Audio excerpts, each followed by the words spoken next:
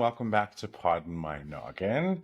So this week we have a really cool guest. I'm very excited that she is here. I also, just for everybody at home, had sort of like a off the cuff therapy session with her, and I'm feeling much better about it all. So I think she has a lot of wonderful things that she can share with us today. I'm going to pronounce her name and I'm going to try it. And she's going to tell me if I did it incorrectly. But we have the wonderful Leda Mitrofanis. Perfect. I did it good? Yeah, Perfect. perfect. Spot on. Well, welcome, Leda, and thank you for being here.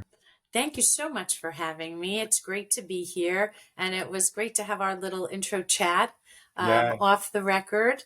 yes, it was. It did a lot of good for me in that 15, 20 minutes to just sort of kind of, it was sort of a reaffirmation, but it was an external validation, I think, a reminder, if you will, that Yes. we Yeah. A have so much. reminder is always the best way to say it. Yes, a reminder. So Leda is this fascinating woman who has a lot of experience and education, and she is, how can I say it? My understanding. She's going to teach us and talk today about how our nuclear families and and certain societal subscriptions that we subscribe to, if you will, throughout our childhood kind of interferes with our ability to be our true selves. Would you say that I got that? Yes, I would Yeah. say that that's pretty accurate. All right. So, Leah, first off, you know, tons of things that we spoke about in 20 minutes that was just profound to me and really beneficial. But how did you get to this space? Well, it's interesting. And I think the best way to explain it is by tracing back, right? Okay. So I've just released my first book. And it's the first book in a series of 4 books. Okay. And I call it The Human Case of Mistaken Identity because we are living almost what you would call a false identity in a way, right? Okay. And my work as a self-development counselor, actually, I started off in integrative nutritional counseling and it segued from there. The more I worked with people nutritionally and with their diet and their food, most people eat emotionally. And Mm-hmm. so that really got me more into exploring the social emotional side of their life. And, it was just kind of constant digging, constant digging, constant digging. And eventually it just organically morphed on its own, my practice. And I call myself a self-development counselor because what I actually do is work with the human trifecta of mind, body, spirit, but in a very tangible way, and bringing that into integration and harmony. And it's helping people to return to their own sense of truth because we are socially conditioned as human beings. We born into our nuclear family. We're socially conditioned based on our culture, our ethnicity, our race, our geographical location, our socioeconomic background, and we internalize the messages. And as we try to fit in, we start to, and in order to survive, right, we start to mold and adapt ourselves according to what we feel is expected of us. And a lot of times, the messages that we internalize as children, whether they're from our parents, other caregivers, extended family, coaches, and then eventually society at large, right? It starts to form what we call our human identity. But the actual book focuses on our spiritual identity. And the reason being is because in the mind, body, spirit realm, we don't focus on the spiritual aspect of our being tangibly. And I'm not talking about religion here. We're going beyond religion. This is who we are as our identity, our core essence. We are spiritual beings having a temporary physical existence, not the other way around. Mm-hmm. Now, I have a And question go for you. ahead. when you tell people what you do, as you just did, right? The first, the mind, body, spirit piece, Mm-hmm. do you get mixed reactions? Yes, sometimes I do. Some people think, oh, another airy fairy, another new Mm, ager, another woohooer. And I laugh because it's none of that. Because my background is as a health educator. You know, I have my master's degree, all my workshops and seminars. I've taught for many years. I've had my practice for many years. And it's a combination of, it's sort of a marriage between psychology and spirituality. I love that. And the reason I asked that is because when you said it, now I knew what you were going to say because like we had a little conversation before the Mm-hmm. show started. When I'm filming the show, I always try and think about what a listener or a viewer Mm-hmm. may think in their mind when they hear a specific sentence, right? Mm-hmm. And so I always think to myself, okay, so would they automatically be then, oh, airy fairy or new ager or something like that? Would they automatically go to discount or discredit this approach because they don't they haven't bought into it, right? And like Right. modern day medicine, education, all of that stuff Right, right, really right. doesn't hold that space as something that's credible. But for anybody listening at home, the spiritual component of this is what we feel innately, correct? Hmm. Like it's the It's our innate identity. yes. So it's not hoo ha. It's not airy fairy. It's as important as say our physical health, if not Hmm. more important. Because I would say I would liken that it's more of what our soul represents Correct. than our say Correct. minds and body. Okay. So Right. that was my one question. So anybody listening at home, it's not new age. It's No, it's not. And there's been a lot of distortion. Unfortunately, many people have jumped on this bandwagon and there's been a lot of distortion.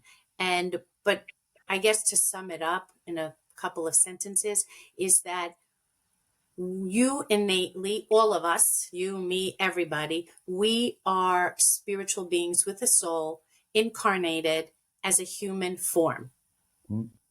And when we talk about our inner identity, this is the place or the space where we tap into our inner wisdom, our guidance. This is where our sense of value and stability comes from, right? When people say, oh, I just had a gut feeling, my intuition told me X. Well, where is that coming from? Or I was inspired to do X. Well, where is inspiration coming from? If you break the word down, it's in spirit, right? It's in spirit, inspiration. We're using it. We just don't know we're using it. So I'm not talking about, anybody's preferred organized religion. And I'm not talking about the new age um, movement at all.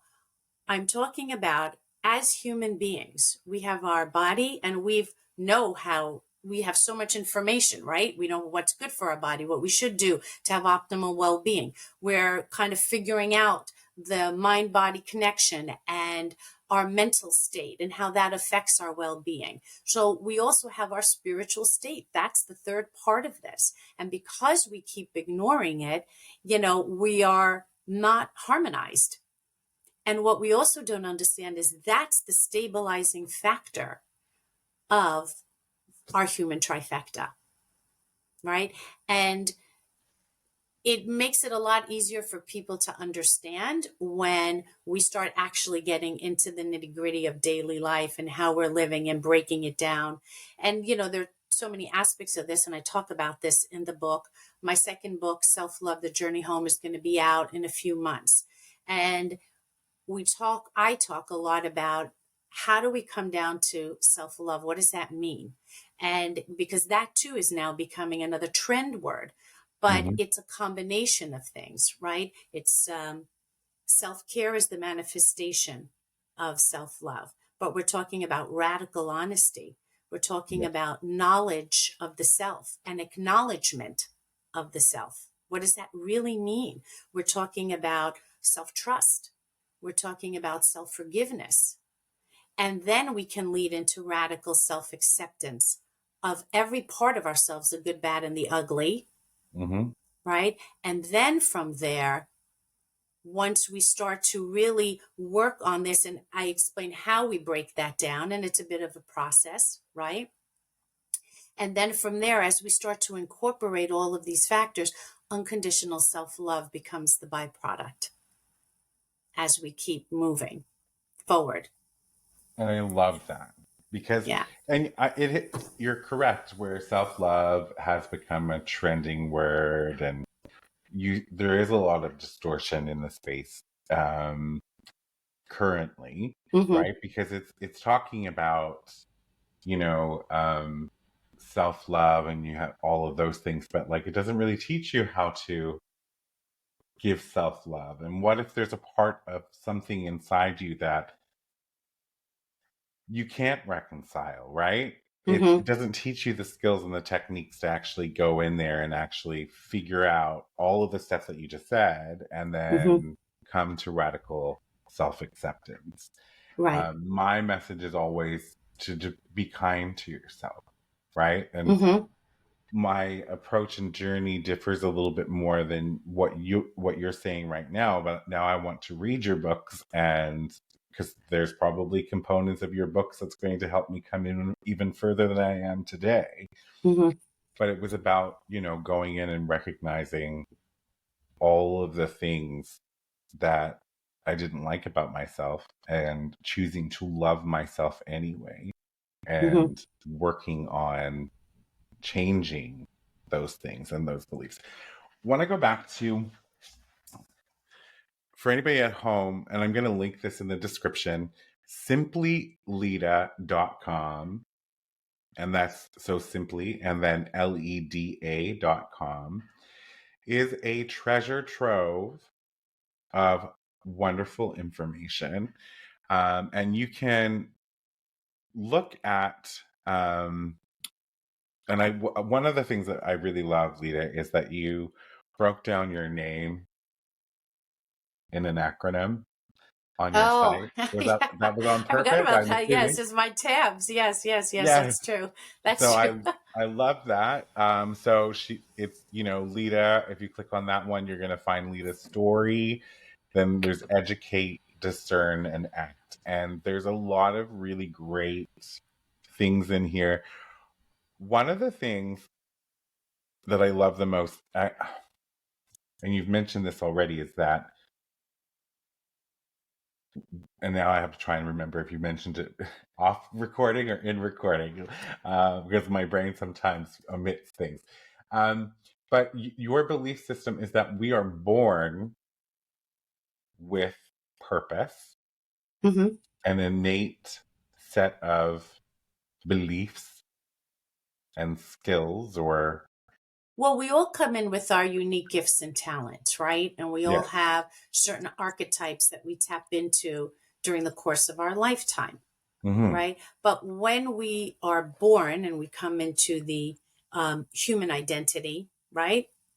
We come in with a memory of where we just came from. So you only need to look at an infant or a baby to sort of see how they move very naturally and organically, right? There's no self consciousness, there's no thought process that says, I'm not good enough, I don't deserve. They don't have any of these thoughts that we adopt as we move forward, right? Mm-hmm. Those come from as we try to fit into our human culture.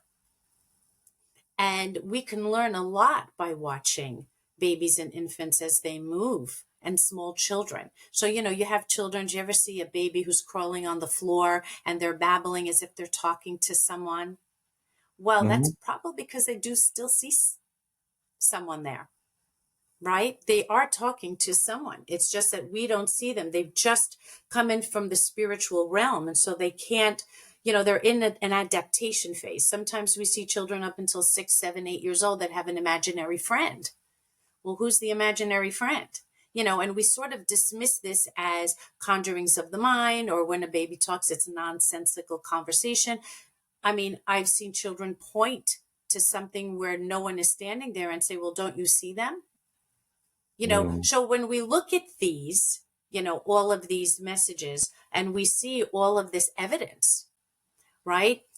We already know that we come in from a spiritual realm, and most religions in the world will all tell you we are spiritual beings. So we don't need to reestablish that. It's sort of established. But what happens now when we come into our nuclear family, Mm. right? Every nuclear family has their belief systems, right? And they raise us in a way depending on where we live and how we live. And we start to adapt because we do want to please our parents or our caregivers. And so they teach us, they become the authority, right? We are also reliant and dependent on them. So they will tell you, this is how we do this. This is how we do X. This is what is right. This is what is wrong. And, all of this social conditioning starts from that age. And the question is, how do we internalize those messages that we're receiving? So what we do need, the most critical thing to understand is the messages we receive can be negative or positive, or we can interpret them negatively or positively, right? And we do that by watching the demeanor of the parent. So we know when we've done something that is displeasing to someone else, to our parent. So we modify our behavior. Subconsciously, there's something that tells us, oh, wait, we're not going to do that anymore because they don't like that.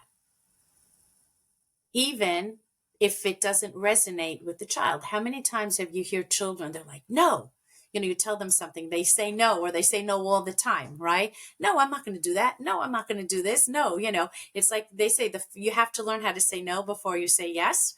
Yes. So that no is their way of telling us that this is really not how it is. Meaning,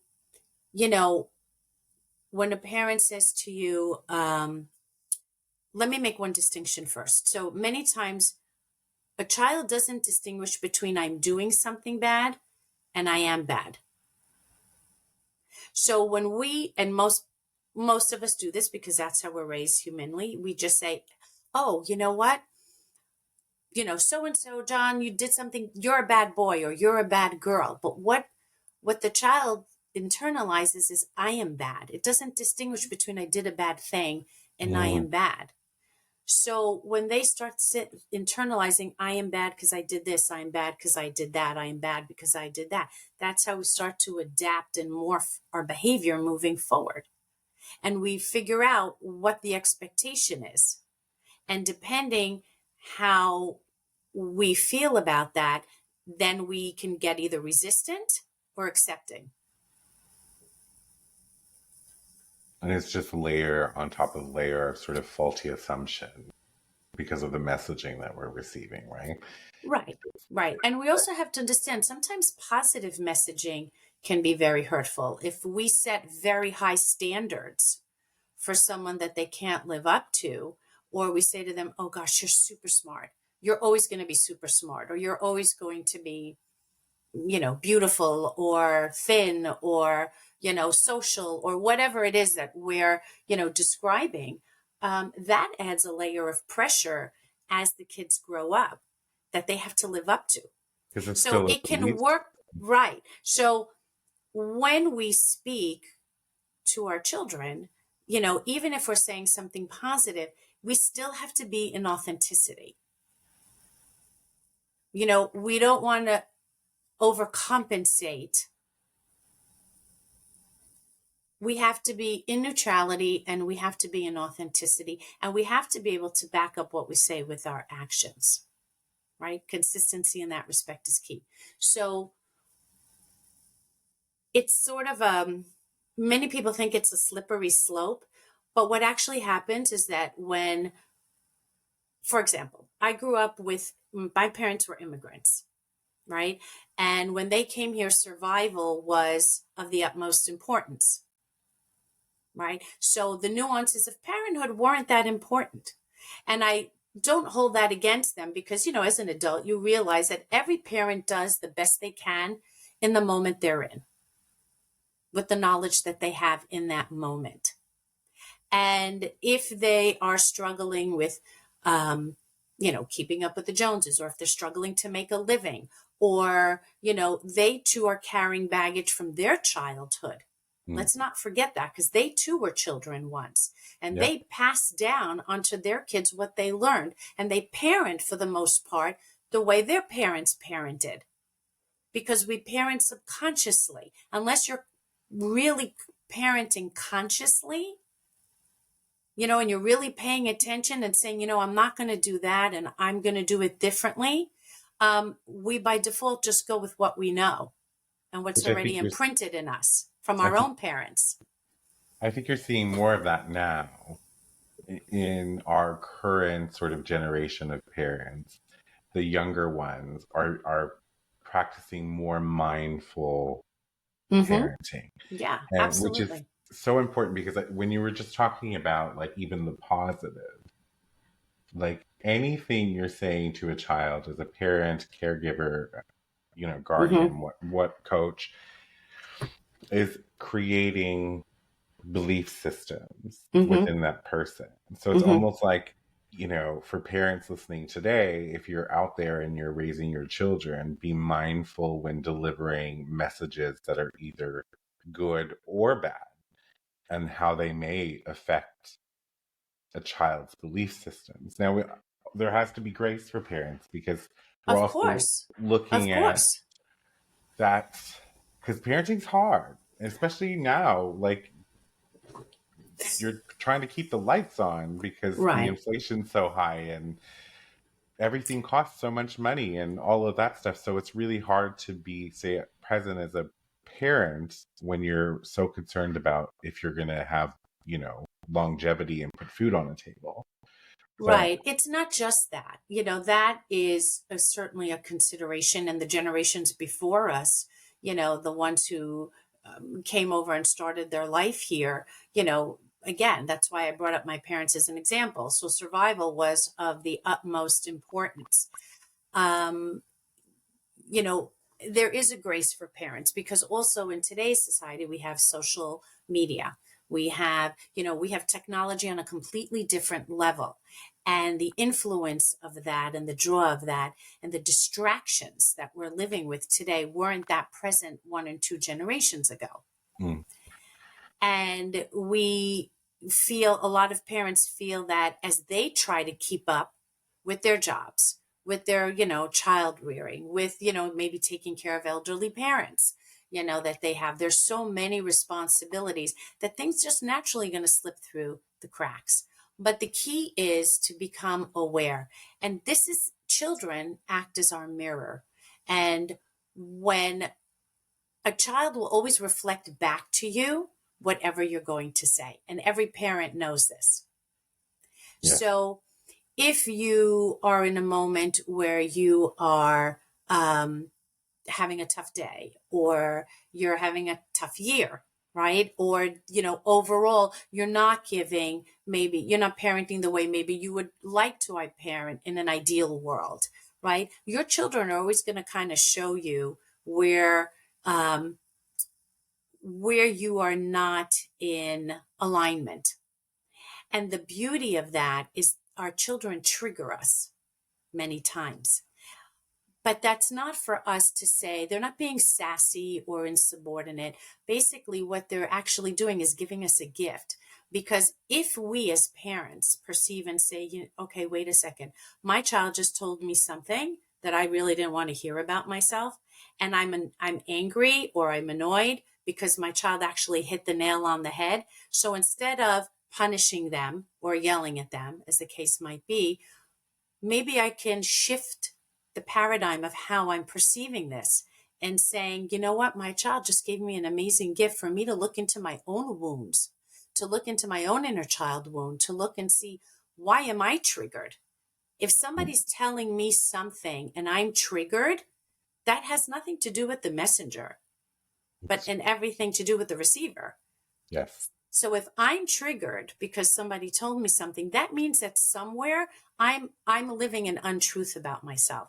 There's something that I need to look at. What is it that I need to look at? And what my child just did, or my friend, or my spouse, or my colleague at work, what they're doing is they're showing me where I need to look at a belief system that I'm harboring or a wound that I still hold on to that's not serving me anymore. So in this respect, it becomes a gift. And it's just about learning a different way of moving in the world and behaving in the world, I'm right? realizing now that I gave my parents a lot of gifts when I was coming up as a child. Right. But, Don't and think you know they what? We ever all saw it do. that way, but yeah, I was that defiant child, Hmm. and you know, there it worked both ways, really, Right. in that situation. But that's a really interesting way of looking at it, because if we are being triggered by something our children say to us, then why are we being triggered? Right. And it's that pause and to stop and to think about how that is. So, yeah, love that for any parents that are listening or watching. Like, maybe the And next time this happens, pause, ask why. right. And not just that, and it's not just for the parent child relationship, it's for any relationship because Yes. we learn when we rub up against each other, Hmm. right? So it's any relationship. It could be a friend, a work colleague, it could be someone in your community that's an acquaintance that just says something to you and it rubs you the wrong way. And I always say this, when you're triggered, if something is bothering you, if you're going to go home and you're going to spin and spin and spin about it, that means that somewhere within you that you feel that that person hit upon a truth or maybe even an untruth, but certainly something you need to look at. Some belief system you're harboring that's not serving you. Yeah. So as humans, we tend to react instead of pausing and choosing to act, right? So when we are in reaction and someone says something to us that might annoy us or trigger us, we'll say something back. We'll give some response, right? And that response would be one of annoyance, or we might, be curt with that person or whatever it is. But if we just stopped and didn't respond at all, and remember, not responding is also a response, and just sat there for 10 seconds and said, okay, this is telling me something, then you don't hold it against that person anymore. You can just say, okay, great, I gotta go. See ya. Disconnect, whatever. If the conversation has nowhere to go, then you can just disengage from that conversation. And then at a later time, ask yourself, okay, now what just really happened here? And you have to ask yourself the questions. And you can't be afraid of that. Even if it takes you to a place that you don't want to look at yourself, even if it takes you to a place of pain or shame or guilt, because the only way to heal that is by bringing it out into the light. You have to bring it into your awareness. And when you bring it into your awareness, then you can start to figure out, what can I do with it? So you have to identify it first. And then once you identify it, then we can start to see, do I have a pattern of doing this? Where has this happened before? And then you start that process of tracing back. So where did this originate from? Did it come from my childhood? Where did I pick up this belief system? Is it working for me? And the most important question of all is it true? Is it true? Is it something that I truly created and believed from an experience that I had? Or did it come from somebody else telling me something about myself that was their perception of me, not my perception of me? So I'm making notes over here because I know, I see. my homework list for the weekend's getting bigger. I find this really interesting too, because as we continue to talk, I'm learning so much more about things that I haven't been necessarily conscious of, Mm-hmm. right? And you're talking about triggers as an adult from friends, from if you're a parent, all of these things. Mm-hmm. And I was having a conversation with one of my best friends yesterday evening, and they Mm-hmm. made this pretty innocuous comment. But for Mm-hmm. some reason, how it was delivered and exactly what was said triggered me Mm-hmm. into a sense of sort of almost anger or bitterness, I think. Mm-hmm. And I paused because I try not to address things immediately. Mm-hmm. As a leader, when something were to happen with one of my direct reports, I always had a 24-hour rule. Mm-hmm. And the rule was if they did something that was ludicrous, if you will, Mm-hmm. maybe like something that you wouldn't expect an adult to do in their Mm-hmm. role, I would not respond to it the day that it happened. I Mm-hmm. would wait 24 hours because when I Mm-hmm. do respond to it, I want it to be from a non emotional place or state of Mm-hmm. mind. And I Mm-hmm. want to be able to approach it objectively and with kindness. And I Mm-hmm. don't think that when you're fired up or you're having an emotional charge about something that you can be objective in trying to understand how something were to happen. So I just made that comment as a note, right? That I Mm-hmm. need to ask myself, why did that offend me? Mm-hmm. Why did that trigger me? Mm-hmm. Right? So there's something that I'm not aware of, an untruth or a truth that I haven't addressed. So Right. for everybody listening at home, I think we're really just it's really brilliant. So we're going into adulthood now. Like, let's say Mm-hmm. we're in our 20s and 30s and Mm-hmm. we're not finding satisfaction, or we're still abiding by rules. And you said something, I've been trying to discreetly find the exact wording that you said. Um, When we on your, move into an adulthood, and I'm sure it'll come to you, but when we move into adulthood, we take all our belief systems, right? And our behaviors. Now we have to remember that our behaviors stem from our belief systems.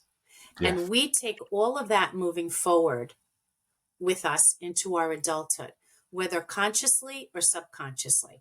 And I get asked the question a lot of how, if it's subconscious, and how do I know what I'm harboring, right? And that's a great question. And the simple way is that you will eventually start to see patterns show up. And patterns look like the same play or the same scene over and over with a different set of characters. And a lot of times, depending on if we have friends that are honest with us, they will say to us, why do you always do that when you get angry? Or why do you always do that when someone tries to give you a compliment? People will always tell us. And when we start hearing the same feedback over and over, we know we have a pattern. Mm, And that pattern is indicative of a belief system that we're harboring that we need to look at. Right? And it's just about, and we need to look at it from a space of neutrality. This is very important, almost as if you were the witness to your own life. Because when we're emotionally triggered and fired up, we don't have clarity. mm-hmm. And what the space that we want to move into is one of observation and discernment, not judgment and criticism. We live in the world of judgment and criticism, especially today more than ever. Especially Right? with social media. Yeah, yeah. And it's very debilitating and diminishing. And, it can, kill people's self esteem and their sense of self worth. Most belief systems boil down to three. If we kind of keep tracing them back, they come to like three core belief systems, which are I don't deserve, I'm not good enough, and I'm unworthy. And when when you start peeling off those layers of the behaviors, of the belief system, we keep peeling them back and say, okay, so where did that originate from? How is that making us feel?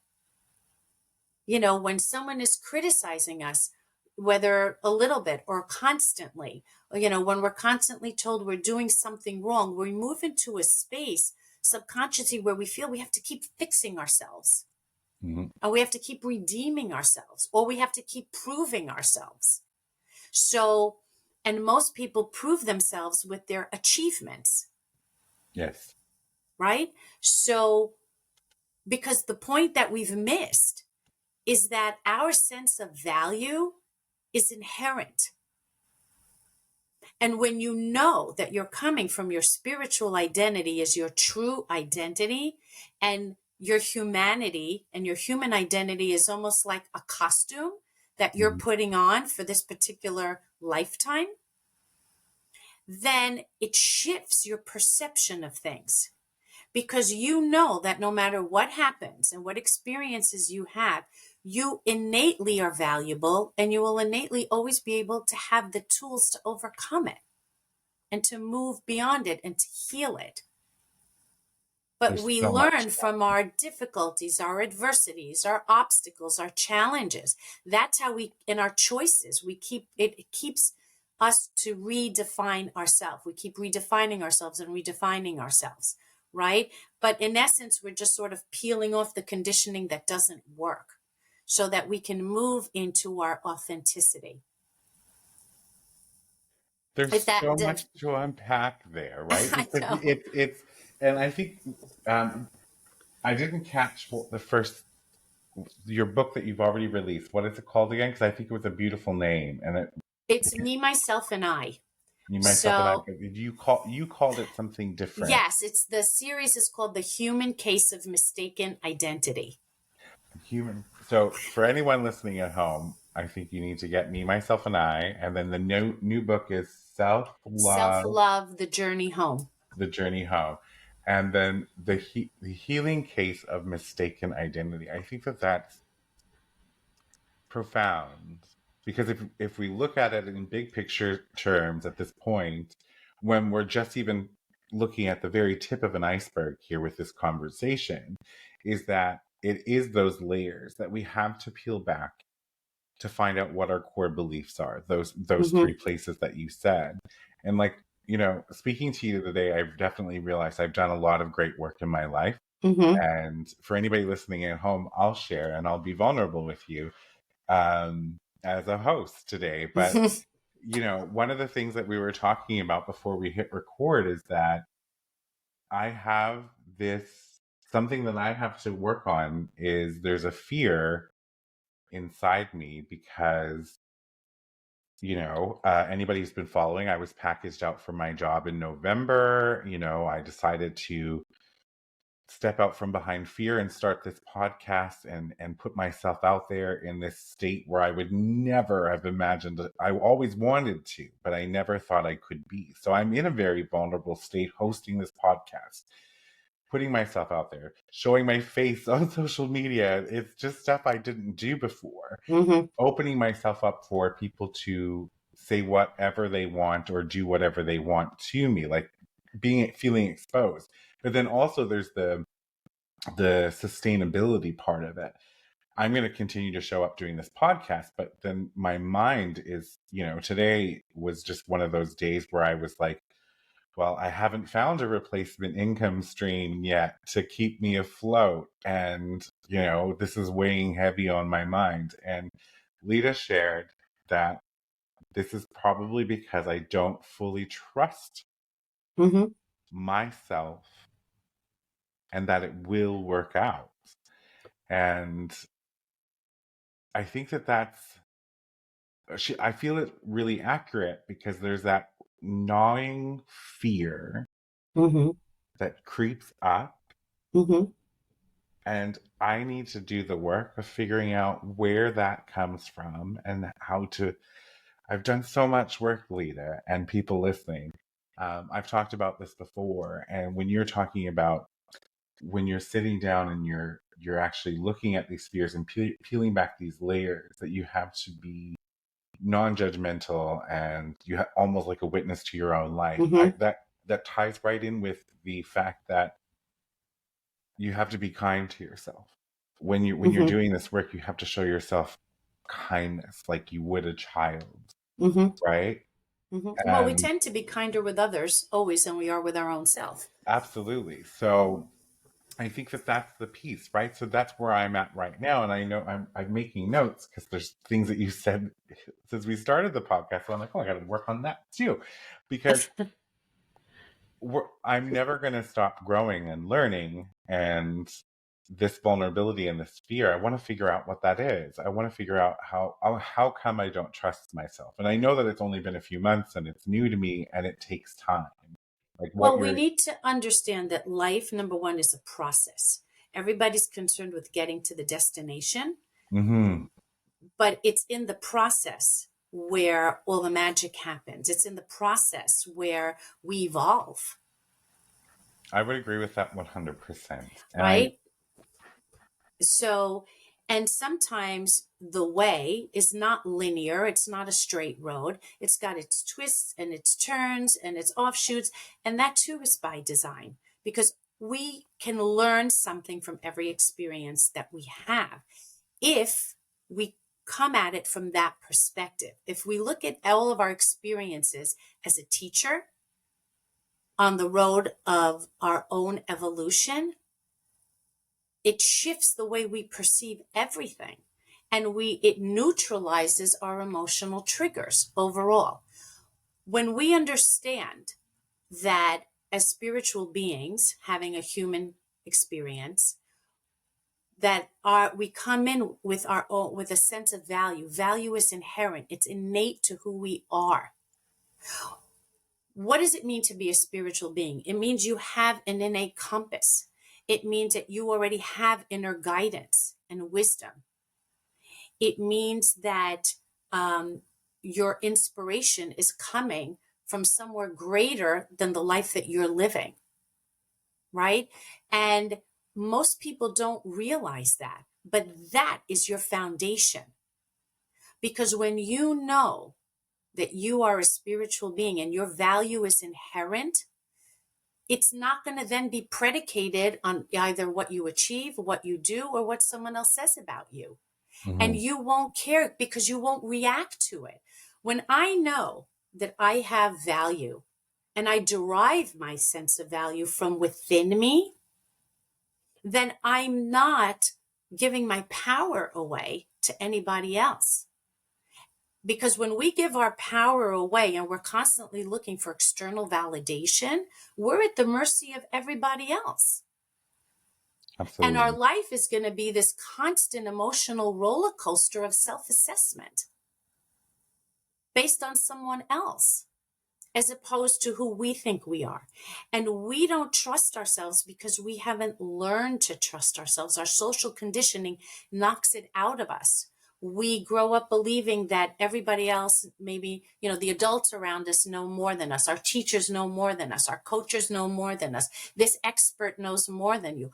But, when yoga teachers tell you you are your own guru, you are. What does that really mean? It means that you know what's best for you. You just don't know how to access that.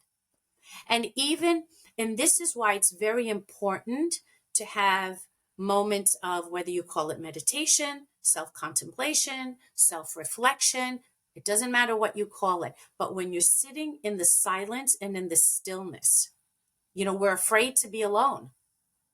We're Mm. afraid to be alone. We can't be alone. We're going to put on, television, or we're going to be scrolling, or we're going to be doing something, as opposed to just being, just sitting in that stillness. Because it's in that stillness when you start to access that aspect of you, that inner wisdom.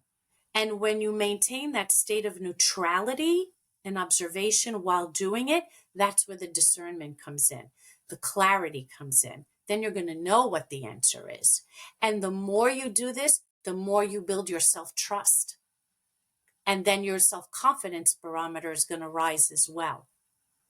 But many times, because we don't learn to trust ourselves, we haven't learned that from very young, because we always have somebody else telling us what we should be doing and what's better for us, Mm. right? We don't learn to self-assess. So one of the key takeaways from this call that I hope that it will resonate with people that are watching or listening is that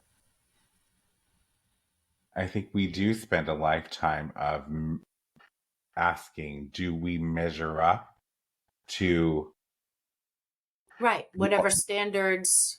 the world is set for us? Correct. But I think what we need to actually start doing is asking ourselves, do we measure up to ourselves?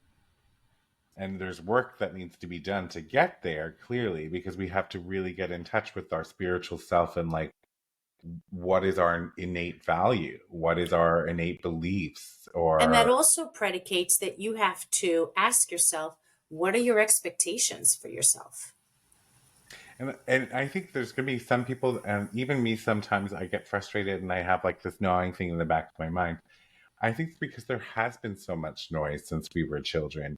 Mm-hmm. It it's like, well, I don't know what I Right. truly want for myself because I've been chasing the dream or this ideology that it has to be, I have to be educated. I have to have this job by this age. I have to have a house. I have to have 2.5 kids.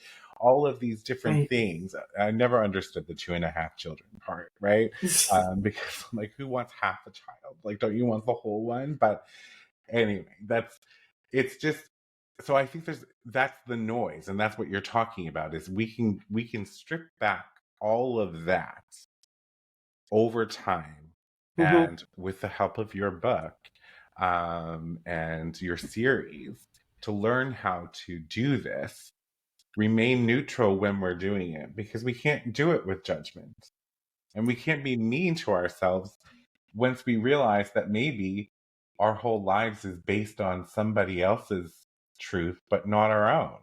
Right. And the key is to move out of the judgment and the criticism, Yes. because, one of the other things that, I talk about is we have to pay attention to our self-talk, I want to read, I because, found it. I want to read this real quick. So I found the okay, go part ahead. that I was talking about. So on her page, under Hey, It's Leda, she had said that internal person was silenced more and more as she grew up and became everything her parents, culture, and society wanted her to be. But inside, she was lost, dying, her sense of self crowded by the external voices and demands. That self was not allowed to breathe for fear of rejection, abandonment, judgment, and criticism. It was constantly squashed, causing excruciating emotional pain, because there is no pain greater than that of separation from self. And that's self-betrayal. And that's powerful. Yeah. And I remember reading that, and it was just like, oh, okay. But And yeah, you know what? That is my story. That is my story, because I was the youngest in my family. And, we had a set of guidelines and rules and all kinds of things that we had to follow, and what we had to be and not be, and who we had to please to believe that we were good people. And, there was a whole caboodle yeah, of, you know, um, defining behaviors that we had to adapt. And what I found as I got older and older is that, God, this is killing me. This is killing me. And it's killing me internally, because I'm not living based on what I know to be true. you're living somewhere else. Right. And because as we're growing up, we want to fit in, we don't want to be judged, and we're afraid of rejection and abandonment. These are very core wounds that most of humanity carries. And I talk about this in the second book in more detail. And it got to the point where, and all of us, and I'm sure many people will attest to this on their journeys, when we have obstacles that come our way or challenges. And they could be a divorce, it could be an illness, it could be the loss of, someone very dear to us, whatever that obstacle or challenge it is that you're facing. As much as we will feel uncomfortable and in pain, that's our liberating agent right there, because that's going to make us stop in our tracks and say, what am I doing here? Who am I? Where am I going? Why am I here? Why am I living this life? Why am I spending my time doing all these things? And I'm walking away and I'm unfulfilled and I'm not happy and I don't have well-being. And I feel like I'm on this hamster wheel that everyone's saying I should be on, but it's just not working for me. And we're afraid almost to live the life that we really want to. Mhm. But that's the life that we need to live, the one that is calling to your heart. But you won't know what it is unless you sit in your stillness, in connection with yourself and in connection with your spiritual self to know what that is. That's where you're going to get those answers from. And, a lot of times we can, something happens in our life and we call our friends and they'll tell us, do this, or they'll give us advice. And it's all very well meaning.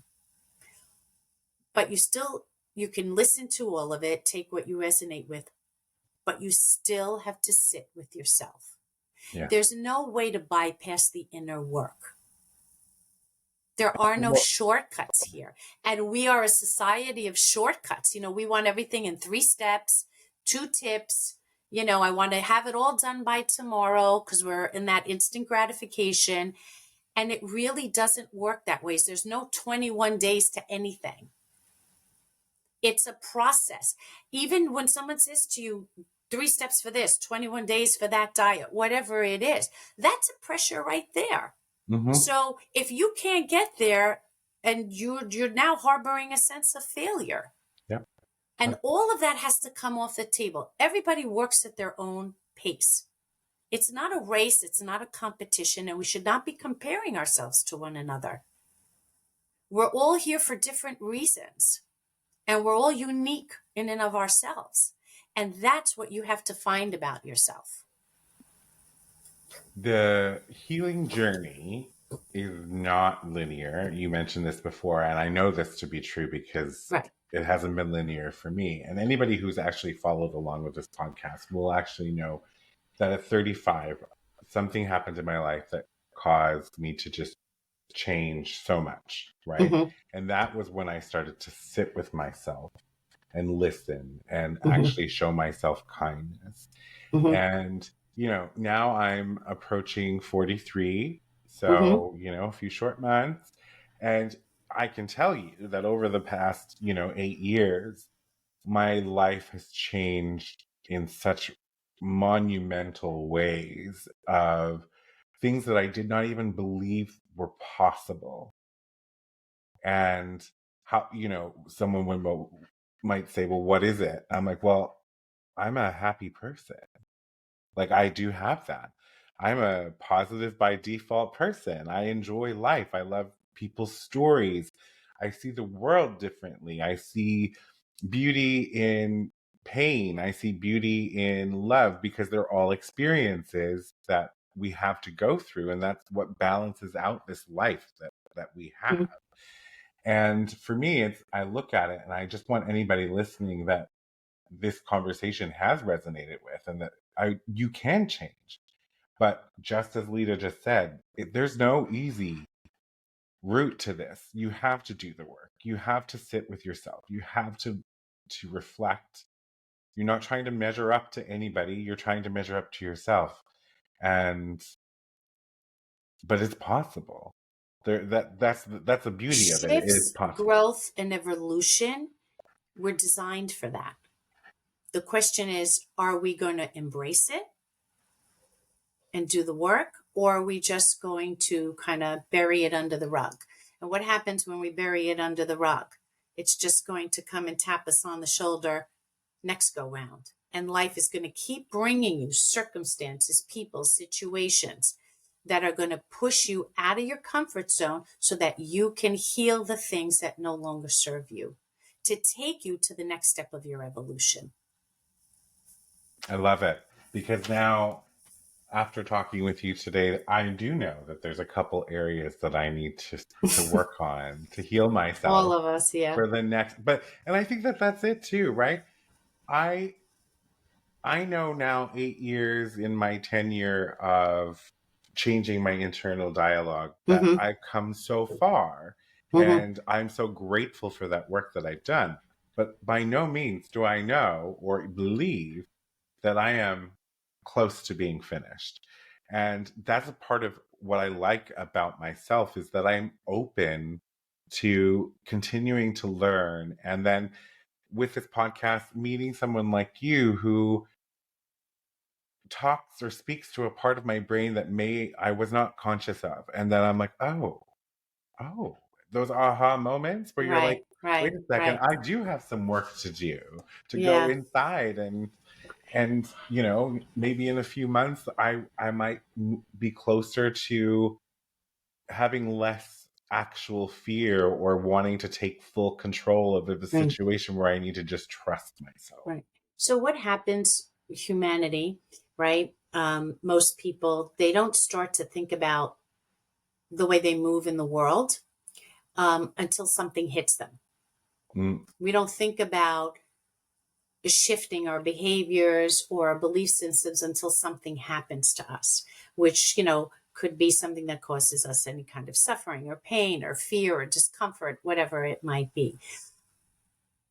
But that's the crossroad, because that's where your free will choice, our free will choice, comes in, where we can say, where we can ask the question and say, all right, I could do this the way I've always done it and just keep going on with my patterns. And we know where that's going to take me, mm, right? Or I can be brave.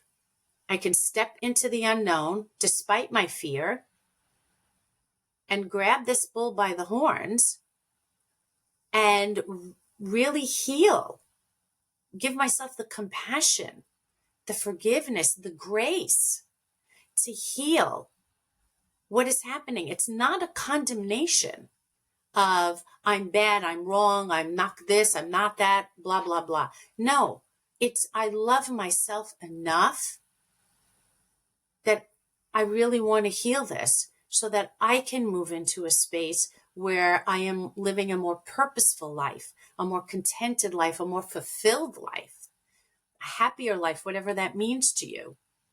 yeah. Right? But in order to have that optimum well-being, it starts from within. It Yes. really does. And, when people kind of hear that word inner work, they start to, I have some of my clients break out in hives. They're like, what are we doing now?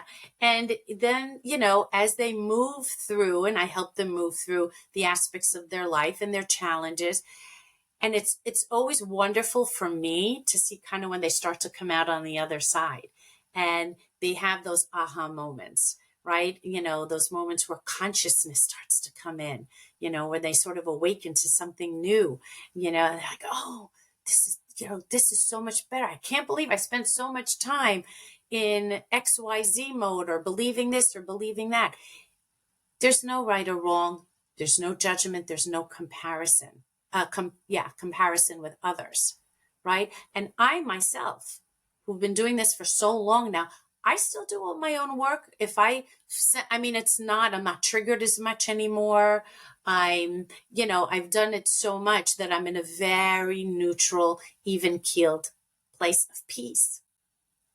So, but there are moments, because I'm human and I'm still on my own process and journey, and things will come up.